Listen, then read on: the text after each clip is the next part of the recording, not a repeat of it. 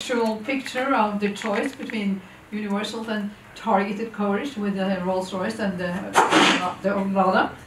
We are now moving into the example. Can cash transfers as part of social nets in Africa? A country example is Trine Lunde. We know her. She's a former colleague of us in Norad. She was head of development strategy and economic coverage here in Norad for 2 years. And she has now completed 2 years of working in the UN in Tanzania and is currently a senior advisor at the Ministry of Foreign Affairs. Please, Trine, the floor is yours. Thank you.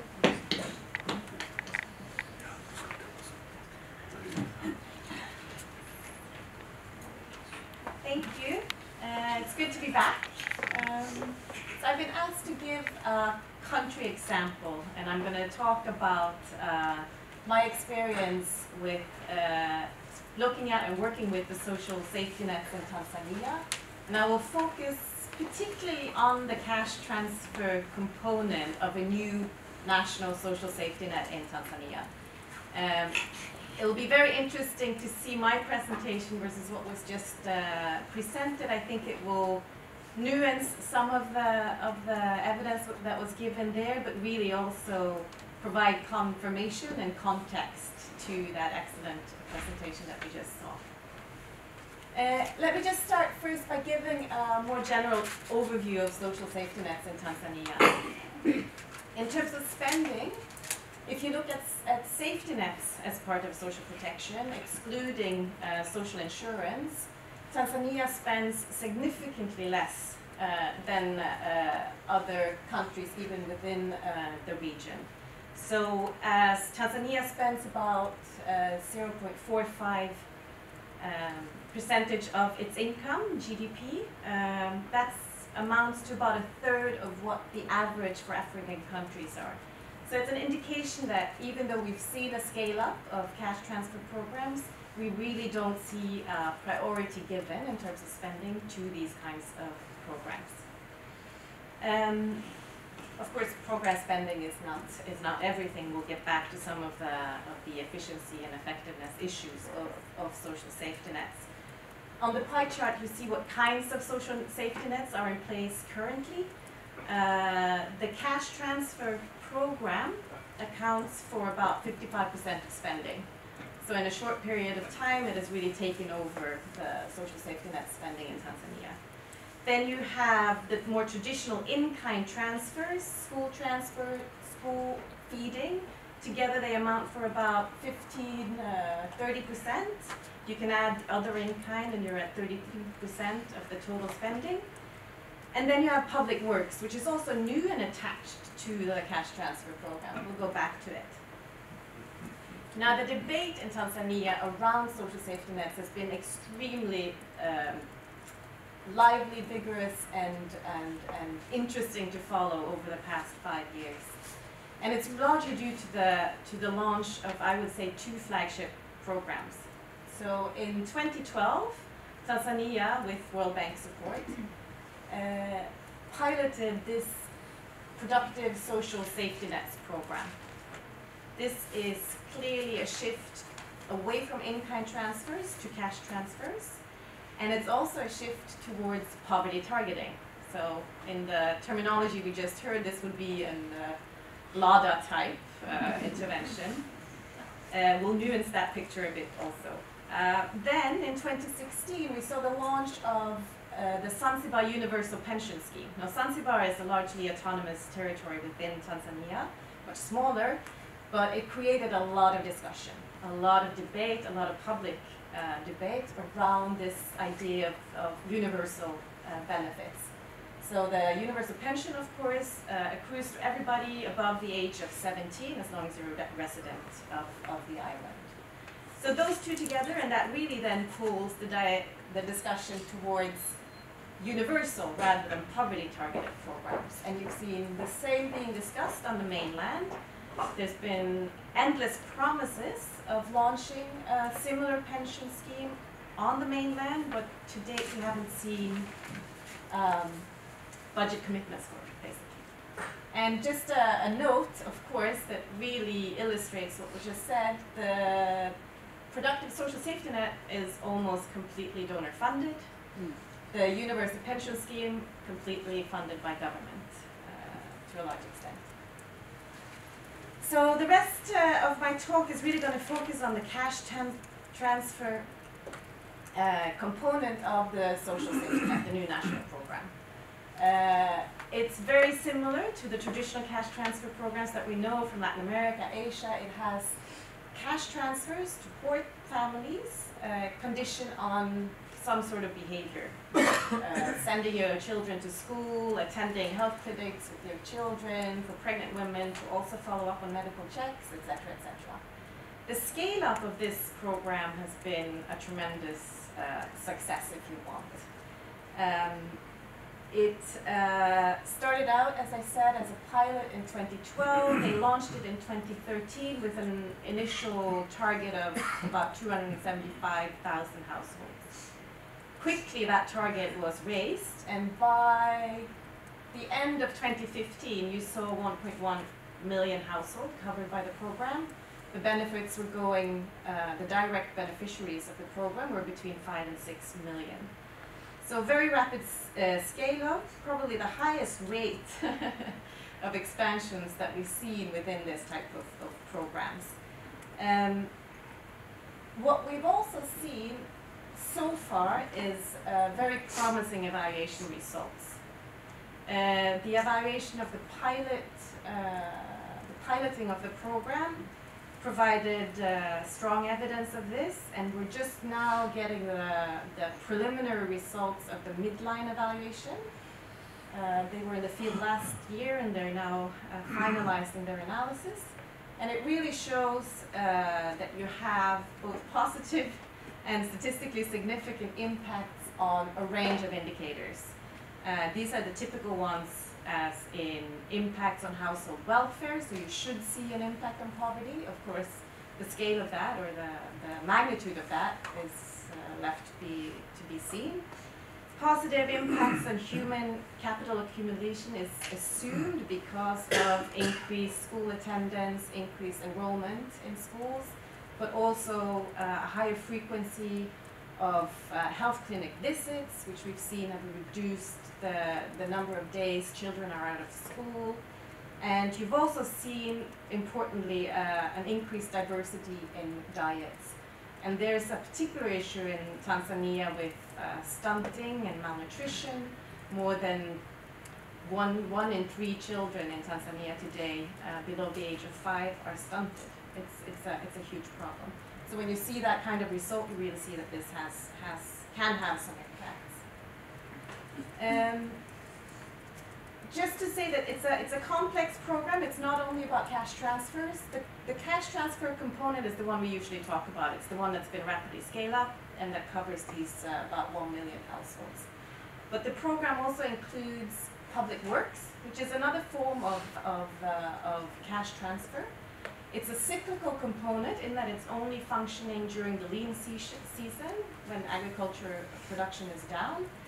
And it guarantees to the households enrolled in the cash transfer program access to about 15 days of work a month with a daily rate. So a cyclical cash transfer in many ways. And it's used to build assets in the community. I think about 90% of the projects we've seen to date have focused on water and on soil retention. Tree planting, etc.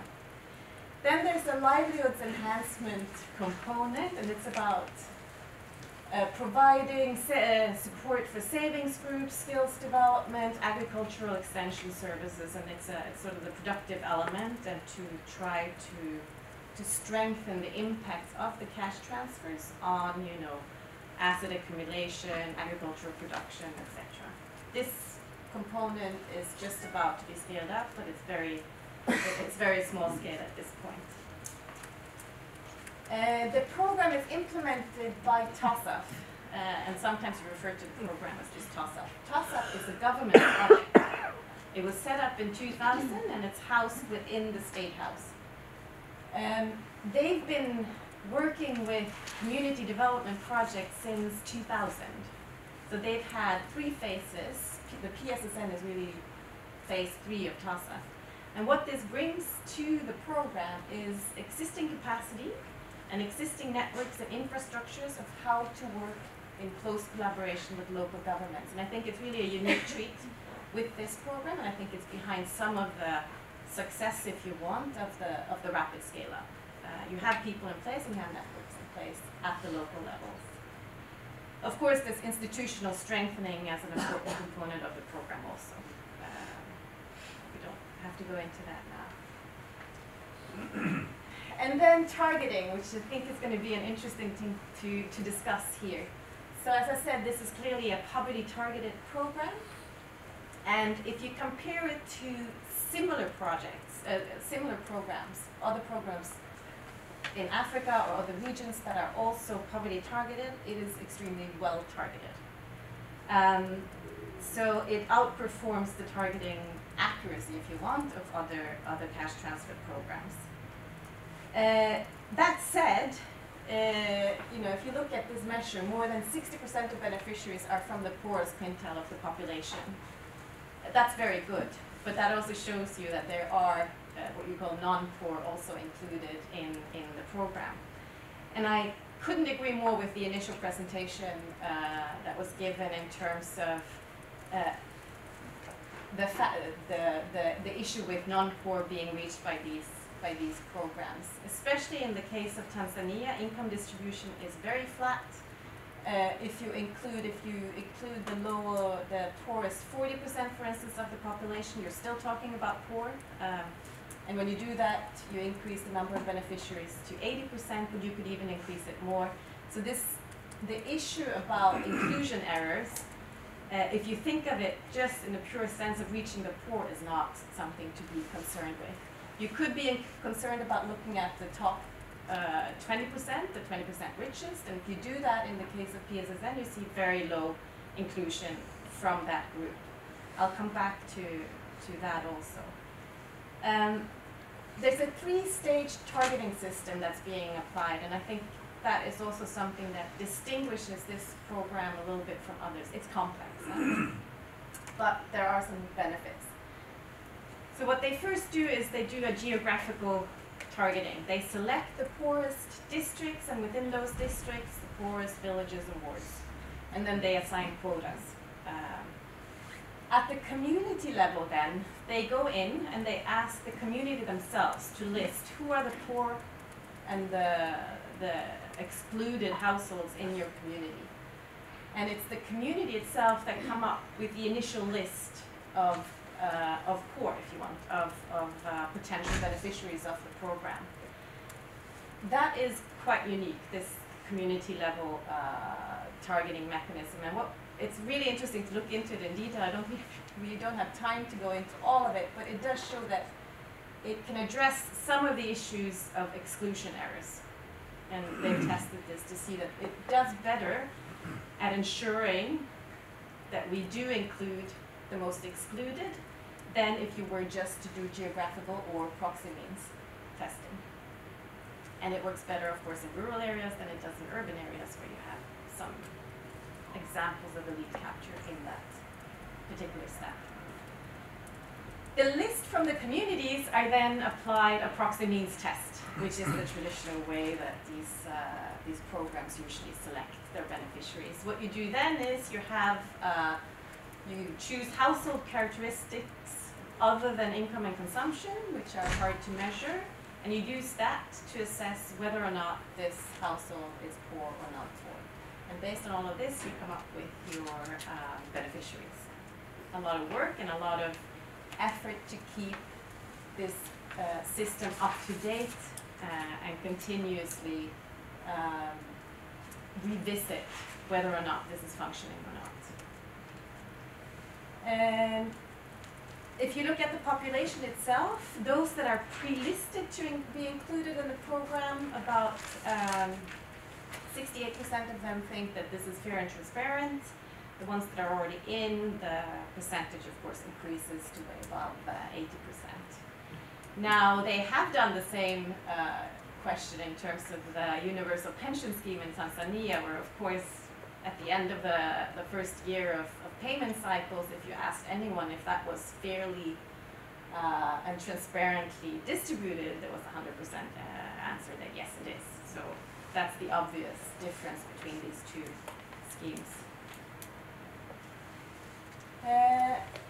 Again, back to this issue of who are you reaching through this poverty targeting. This compares the incidence of benefits across the income distribution. So as you can see in the blue line, the PSSN cash transfer program, over 60% of the benefits from that program accrues to the 20% poorest in the income distribution. And then it falls gradually. But as we were talking about, even if it falls to the second, third, or even fourth quintile, you're not necessarily concerned about that because of the flat income distribution and also the clustering of households around this poverty line.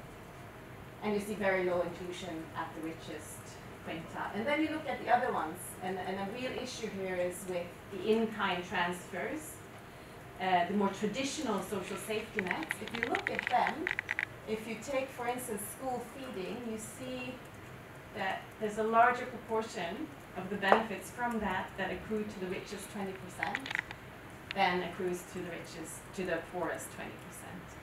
So this is where you have this more progressive distribution of benefits, if you want. I want to talk a little bit about the complexity of transfers and co-responsibilities. And these are the conditions that you place on transfers.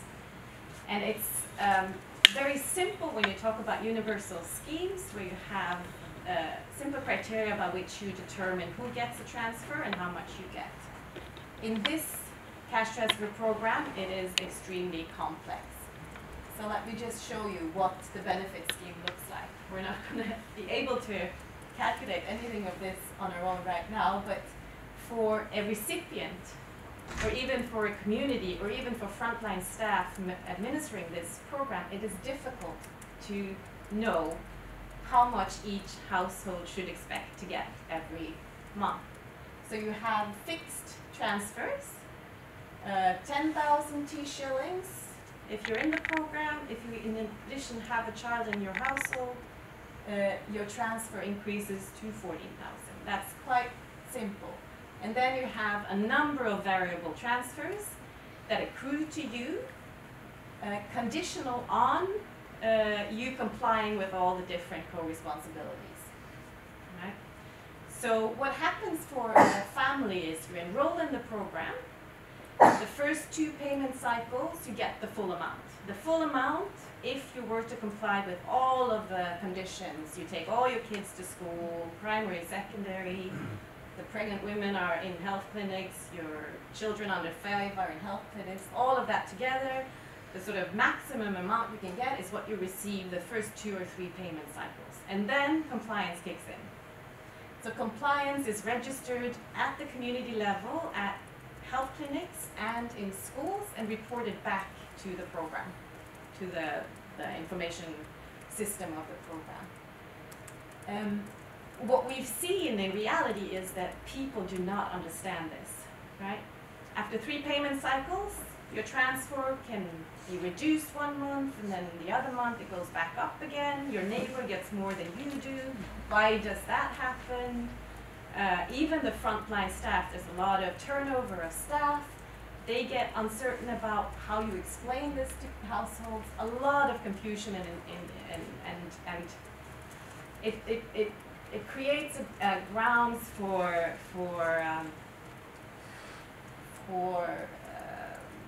not only confusion but also unclarity in general. Then, so this is something that they're working hard with right now, is to educate, create information, and also set up grievance mechanisms where these families can actually go and ask, why was my transfer cut? I did send my kids to school, what happened?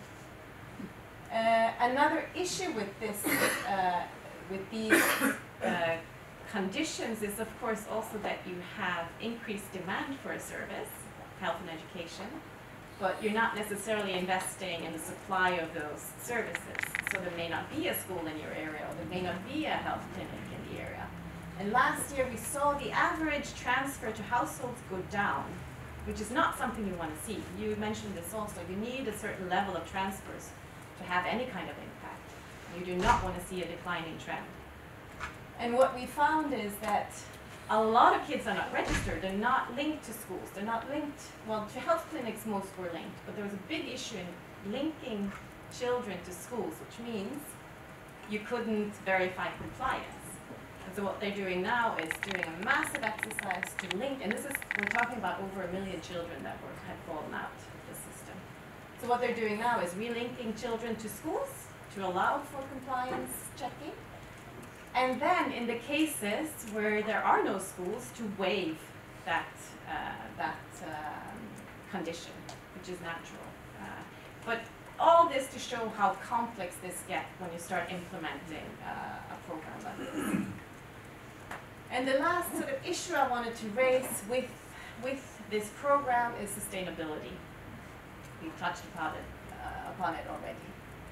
In terms of spending, it is definitely manageable within any fiscal space analysis that you could do. Fully scaled up, it shouldn't amount to more than 0.3% of GDP. Right now it accounts for half of spending on social assistance. But of course, fiscal space is not everything, right? So there's competition for resources, and we are continuously seeing social safety nets being not prioritized in the budgets that come from government. And that's been consistent from the start. So what remains is a program that is almost entirely donor funded. Since inception, it was agreed with government also that government would steadily increase their share of paying into this program, or covering the costs of this program, until they could totally take it over by 2024. That is not very realistic by what we're seeing right now.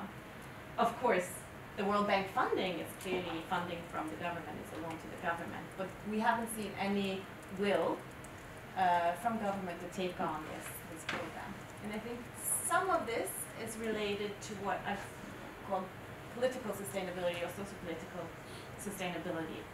And that is the faith and perception, faith in the program and perceptions of the program that we see both in the population in Tanzania and among politicians. So clearly there's a widespread general skepticism to cash transfers in general, referred to in media, public debate as handouts. Questions raised about why should someone get something for nothing, and a very, very clear preference for funding to flow through services like strengthen schools, strengthen health clinics. And we also see skepticism on the government side. And that skepticism is linked to this general sense that handouts is not a preferred option. But it's also linked to this idea of inclusionaries, that you have a large amount of so-called non-poor within the program. So for us who look at, you know, the dynamics of poverty and the poverty line, and is it realistic or not, we move it up, we include more, etc. It makes it can make sense, the fact that you include non-poor. But for government, this has been a real issue, and we've had a big exercise last year to try to weave out the non-poor of the program. So it puts a risk on the sustainability of the program. I didn't want to end on all problems with implementation, so just very quickly in terms of why we would like to still think that there's a place for cash transfers in Tanzania, or at least social safety nets in Tanzania. High rates of poverty despite strong growth and gains in poverty reduction.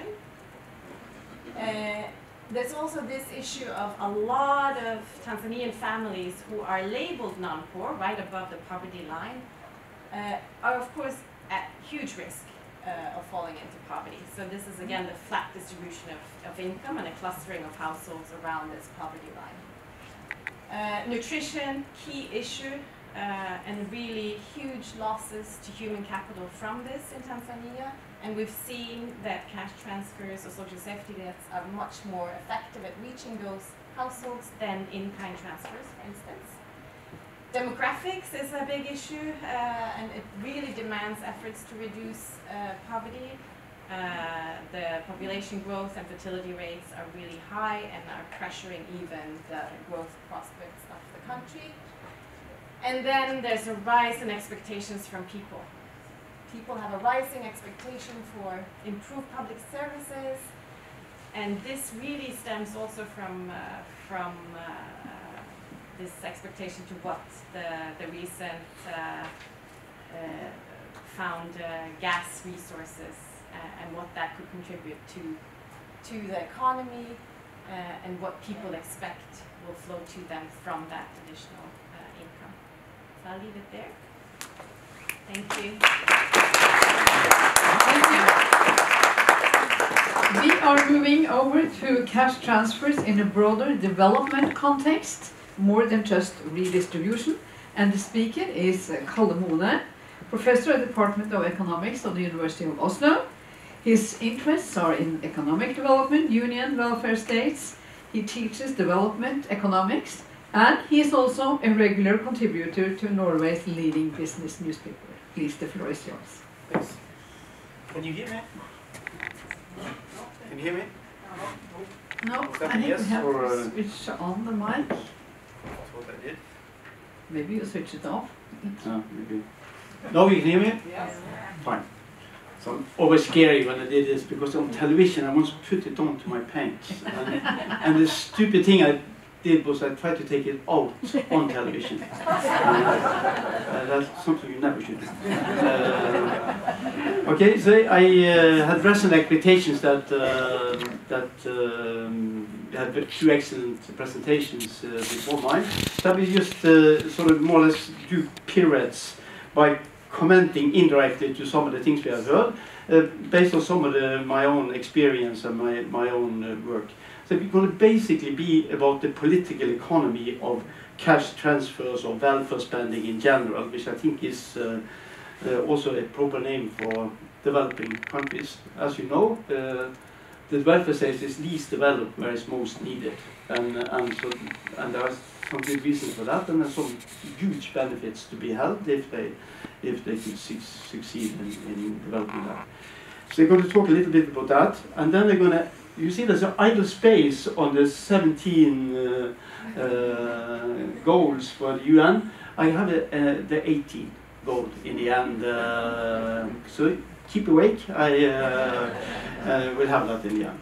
So the first, I'm very much agreement with both Trine and Stephen in the sense that I think also Trine emphasized the benefits of universalistic spending aspects, even though it's difficult to implement, and she was just reporting on the Tanzanian case, where this is not so easily understood. So we just expand on that issue. Stephen emphasized it a lot and had a clear standing on that, and I'm very much in agreement with that. But I'm going to add on a little bit on these things, because I think they are not. Even the two presenters had a very clear understanding of it. I think both in the Norwegian context and in the world, they're very often poorly understood. And for example, in our own country, many people think that the sort of the focus on universalistic aspects of the welfare state, that came from the Social Democrats or from the labor movement. Not true at all. It was sort of the socialist movement. They had, of course, this focus on taking from the rich and giving to the poor, and so they learned a hard lesson that these programs were not popular. They were not popular at all, because it's much more legitimate to sort of provide something for everybody, and people don't like to have sort of handouts, as you said. You have to pack it into programs where the public, the government provides